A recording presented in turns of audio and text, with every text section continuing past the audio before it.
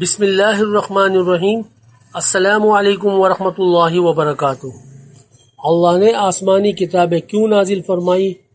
آدم سے لے کر قرآن تک یہ ہمارا نیا سلسلہ ہے اور اس سلسلے کی آج پہلی قسط ہے۔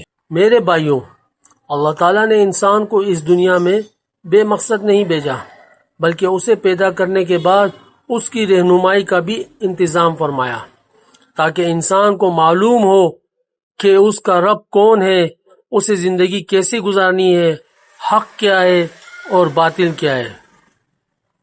سورہ بقرہ کی آیت نمبر 213 میں اللہ رب العزت فرماتے ہیں، سب لوگ ایک ہی امت تھے، پھر اللہ نے نبیوں کو خوشخبری دینے والے اور ڈرانے والا بنا کر بھیجا اور ان کے ساتھ حق پر مبنی کتاب نازل فرمائی، تاکہ لوگوں کے درمیان ان باتوں کا فیصلہ کرے جن میں وہ اختلاف کرتے ہیں۔ میرے بھائیوں، اس آیت سے معلوم ہوتا ہے کہ اللہ تعالیٰ نے انسان کی ہدایت کے لیے انبیاء علیہ السلام بھیجے اور ان کے ساتھ کتابیں نازل فرمائی، تاکہ انسانوں کو حق کا راستہ دکھایا جائے اور ان کے اختلافات میں صحیح فیصلہ کیا جائے۔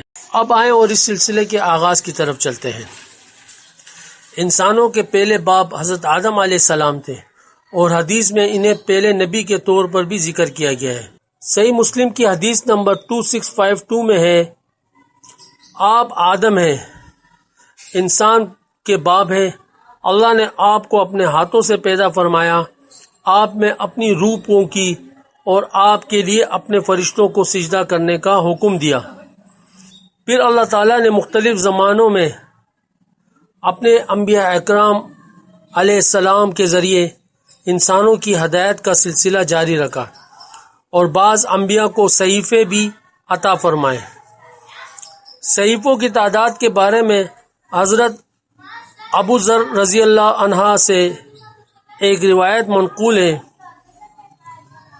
صحیح ابن حیان کی حدیث نمبر 361 میں ہے،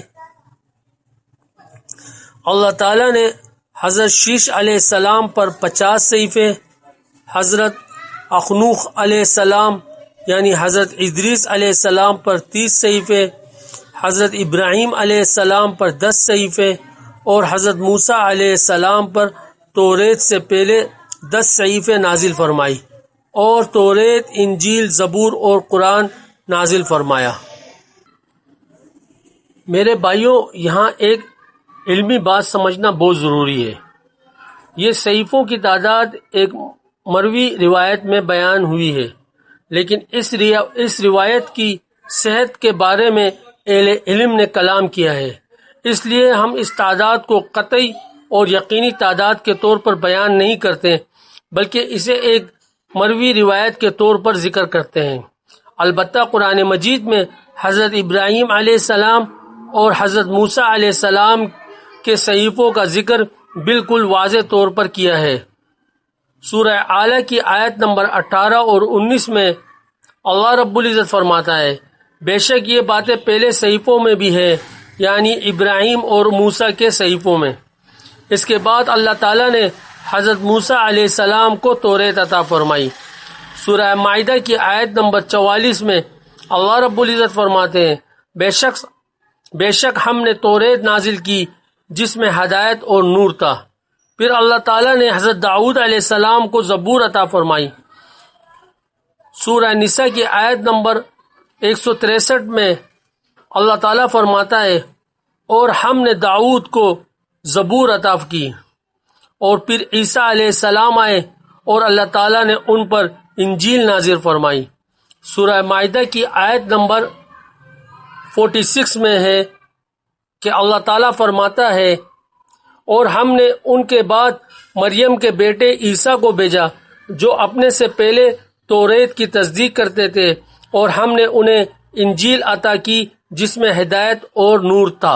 میرے بھائیوں، اس طرح ہمیں معلوم ہوا کہ اللہ تعالیٰ نے مختلف زمانوں میں اپنے انبیاء علیہ السلام کے ذریعے انسانوں کی رہنمائی فرمائی اور ان میں بعض انبیاء کو صحیفے اور بعض کو بڑی آسمانی کتابیں عطا فرمائی۔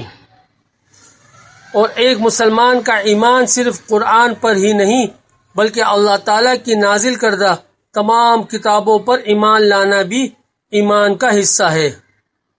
سورہ بقرہ کی آیت نمبر 285 میں اللہ رب العزت فرماتا ہے، ان سب نے اللہ پر، اس کے فرشتوں پر، اس کی کتابوں پر اور اس کے رسولوں پر ایمان لایا۔ لیکن میرے بھائیوں اب یہاں سے ہمارے سفر کا سب سے اہم مرحلہ شروع ہوتا ہے۔ اللہ تعالیٰ نے مختلف زمانوں میں اپنے انبیاء علیہ السلام کے ذریعے ہدایت نازل فرمائی، یہاں تک کہ آخر میں محمد رسول اللہ صلی اللہ علیہ وآلہ وسلم پر قرآن مجید نازل فرمایا۔ لیکن قرآن مجید کیا ہے؟ یہ کس نبی پر نازل ہوا؟ یہ آخری آسمانی کتاب کیوں ہے؟ اور کیا قرآن مجید صرف ایک قوم کے لیے ہے یا پوری انسانیت کے لیے؟ انشاءاللہ اگلی قسط میں ہم قرآن مجید کے اس سفر کو سمجھیں گے۔ میرے بھائیوں، ہمارا مقصد صرف معلومات دینا نہیں بلکہ قرآن اور حدیث سے خود بھی سیکھنا اور جو کچھ سیکھے اسے آپ تک بھی پہنچانا ہے۔ واللہ عالم بالصواب۔ اگر اس میں کوئی کوتاہی، کمی یا غلطی ہوئی ہو تو ہم اللہ تعالیٰ سے معافی کے طلبگار ہیں۔